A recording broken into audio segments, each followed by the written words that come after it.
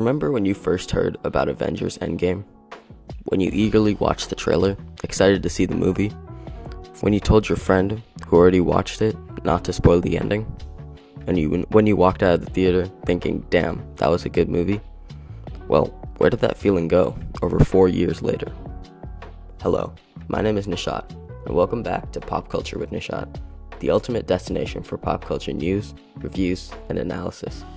Today, I'll be doing something a little different, because today, we're not talking about any one movie.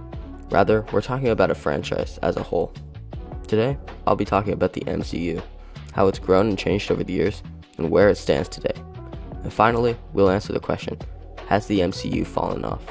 So, without further ado, let's jump right into it. To understand the MCU, we need to go back to its origin. So, we'll start off in 2005. Now, by 2005, Marvel was in an interesting situation. Many of their major characters' film rights were spread out to different studios, such as Universal and Sony. However, these characters' films wouldn't be all too successful. The only major one that did succeed was the Sam Raimi Spider-Man films. So, Marvel decided to take a big gamble, asking Paramount Pictures for a loan to start Phase 1 of the MCU under a new company, Marvel Studios. With the necessary funding, Marvel would now be able to start up their cinematic universe, which released its debut movie, Iron Man, in 2008.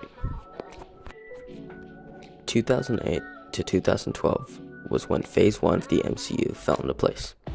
As we all know, Phase 1 was a very big hit, some of the MCU's best movies to date. But why, you may ask? Well, it's all due to a couple of things. First, and obviously, the movies were well made. Iron Man set the standard for how good-looking and well-written each movie would be, and with other aspects like soundtrack and character design not disappointing either, it made for a very good set of films. Next, the movies felt unique but similar. Each movie focused on different characters with different stories, personalities, and settings, but they all felt like they belonged with each other. Add the fact that characters like Nick Fury and the S.H.I.E.L.D. organization appear in almost every movie, and you have a very cohesive and strong set of films that feel like they belong in the same universe. These films would make a lasting impact on how superhero films were perceived and produced for years to come, and they opened up a big gateway to more creativity. These films were all meticulously planned from the start, and they showed it. So, Phase 1 was a success, but what about Phase 2? 2013 to 2015 was when Phase 2 of the MCU took place. This phase is definitely worse compared to Phase 1, but still gives all the great things about Phase 1 while trying some things differently. A majority of the phase consists of sequels to older Phase 1 films, and the rest consists of unique, almost test-run movies. I'm talking about Guardians of the Galaxy and Ant-Man, of course, as those two movies tried something new.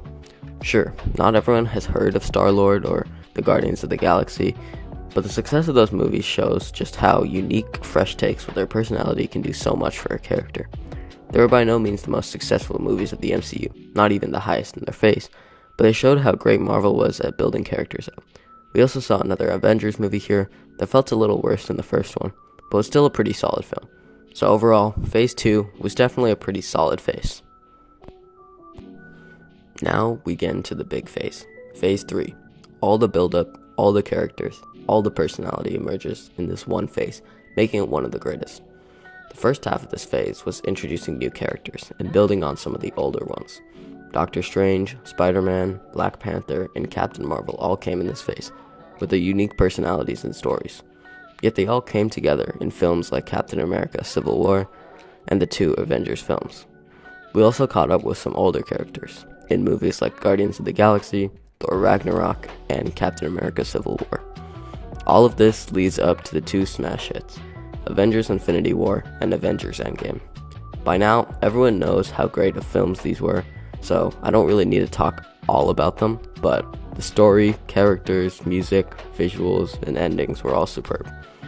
So, at this point on, Phase 3 was really great. So, a lot of people say that from this point, the MCU peaked and the MCU fell off after this. So, let's see where they're coming from. From 2021 to 2022, Phase 4 begins. And here's where we begin to see some interesting things that pop up. Phase 4 adds Disney Plus television series to the MCU, making the entire phase, lasting only a year, a lot more jam-packed than some of the previous phases, despite being much shorter. With 7 films and 11 Disney Plus TV series and specials, Phase 4 seems to emanate a much more quantity over quality mentality. That's not to say the content isn't good, but with so many new characters and TV shows to keep track of, things kind of just get out of hand. Things were a lot simpler when you just had the Avengers to worry about. Now we had to worry about dozens of new characters introduced. As you can imagine, these didn't do all too well, Spider-Man No Way Home being the exception. Overall, Phase 4 was just a bit too much to handle, which many people agree with, and it's especially more prominent for those more casual viewers like myself who aren't really dedicated to watching Marvel. From here on out, the phases haven't fully finished, so I can't really talk about how good or successful a phase as a whole has been. So far, Phase 5 has been alright, with the movies all being continuations of older character stories. They've done pretty well, they have good qualities to them, but something about them just feels off. The movies don't hit as hard anymore, and they don't feel unique and connected and full of personality like they used to. I'm not going to talk about Phase 6 as it hasn't started, but I think we have enough to make an educated enough decision on what happened to the MCU. So, what happened? Well, there was a dramatic change between Phase 3 and Phase 4. Phases 1, 2, and 3 all focused on introducing characters with strong standout personalities and stories that felt unique in their own way. But so did Phase 4, right? So that's clearly not the problem. The problem lies in them being connected, I think. Phases 1 to 3 made sure that all the characters were connected through some sort of Avengers or crossover movie, while Phase 4 introduced way too many characters with zero connection. This is also not helping because Phase 5 has no connection movie at the end either.